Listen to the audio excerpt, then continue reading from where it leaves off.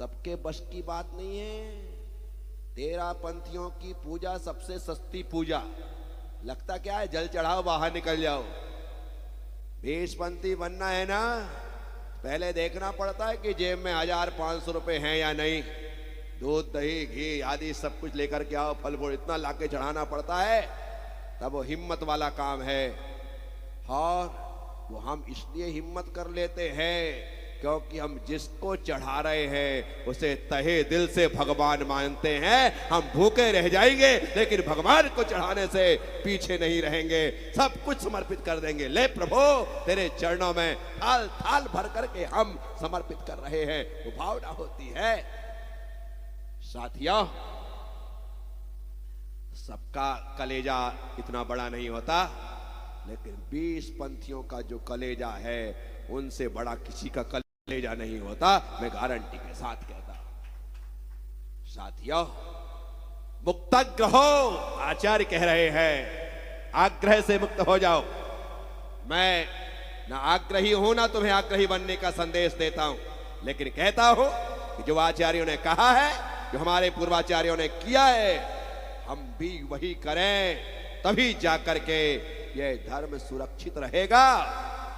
अन्यथा धीरे धीरे करके लोग दूर होते चले जाएंगे, भगवान से टूटते चले जाएंगे, और एक बार यदि भगवान से दूर हो गए तो फिर तुम्हें बचाना मुश्किल है।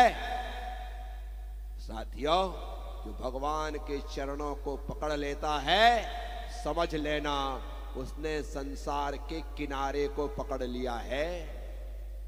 जो संसार भगवान के चरणों से दूर है, अभी सागर में ही डुबकियां लगा रहा है, गोते लगा रहा है, अंदर बाहर हो रहा है, निपट जाएगा।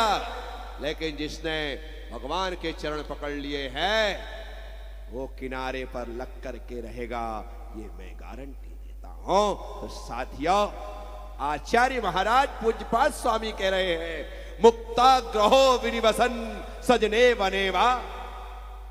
आग्रह से मुक्त होकर वन में रहो, भवन में रहो, कोई तकलीफ नहीं। तकलीफ देता है हमारा आग्रह, वही हमें पीड़ा पहुंचा रहा है, वही हमें कष्ट दे रहा है।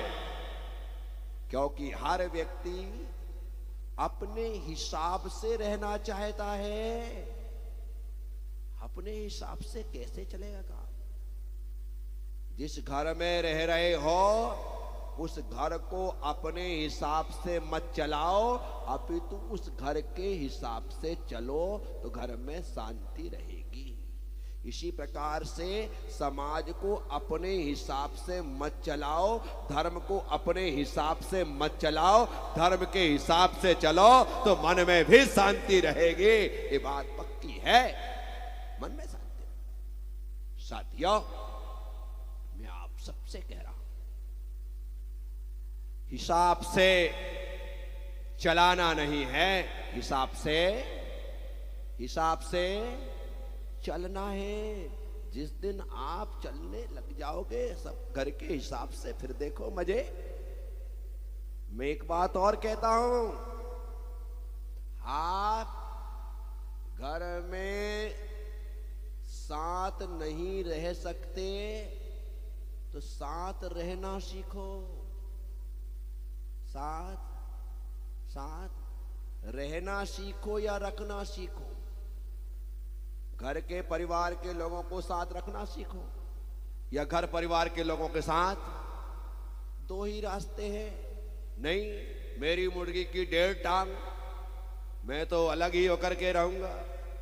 किचन ऊपर नीचे कर दो। क्यों अलग ऊपर नीचे कर रहे हो? उससे फायदा क्या होगा? जितने किचन होंगे उतनी किचकिच बढ़ेगी, उतनी बढ़ने वाली। अरे एक में ही काम चल सकता है व्यवस्थित। अखंड परिवार का आनंद भी अखंड होता है और खंडित परिवार का आनंद भी खंडित होता है। इसलिए मैं आप सबसे कहता हूं, धर्म में, समाज में सबके साथ रहने की आदत डालो। अलग चलने की आदतें अच्छी नहीं है। समाज में अच्छे काम हो तो सहयोगी बनो, चुपचाप एक तरफ सिर लटकाए बैठे रहना, तमाशा देखते रहना, ये तुम्हारे भीतर के चरित्र को प्रकट करता है। तुम्हारे पास है, तुम्हारे पास धन है, तुम्हारे पास दौलत है, तुम्हारे पास संपत्ति है, इसलिए समाज के लोग तुमसे अपेक्षा रखते हैं कि तुम कोई दान करो, कोई बोली लो। लेकिन जब कहा जाता है तो आप हर बार मना कर देते हो गर्दन हिला करके। मैं तो समाज के लोगों से कहता हूं कि ऐसे लोगों की सूरत भी मत देखा करो। हो सकता है कि उसकी मनहूस सूरत देख करके पड़ोसी का मन बिगड़ जाए। ऐसे लोगों से बार बार निवेदन मत करो। वे लोग किसी काम के नहीं हैं, समाज में रहते हैं, समाज का खा तो सकते हैं लेकिन समाज में दे नहीं सकते हैं।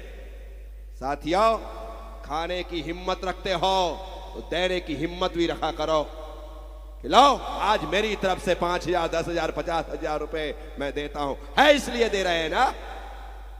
लेकिन जो लोग सोचते रह जाते हैं अच्छे काम के लिए, मैं सोचता हूं ऐसे लोगों को अच्छे काम के टाइम पर देखना भी नहीं चाहिए, अन्यथा हमारा अच्छा काम भी बिगड़ सकता है। साथियों, सबसे कहता हूं, ऐसे कितने लोग हैं यहां पर जिन्होंने महीनों से, सालों से मंदिरों में कोई दान नहीं किया, लेकिन कमाने के लिए रोज दुकान जाते हैं, रोज कमा रहे, छाप रहे हैं। कहां लेकर के जाओगे?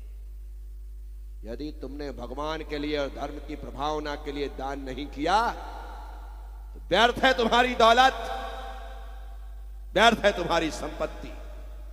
आने वाले समय में सांप बनकर के ही बैठोगे उन पर, इससे ज्यादा और कुछ नहीं कर सकते।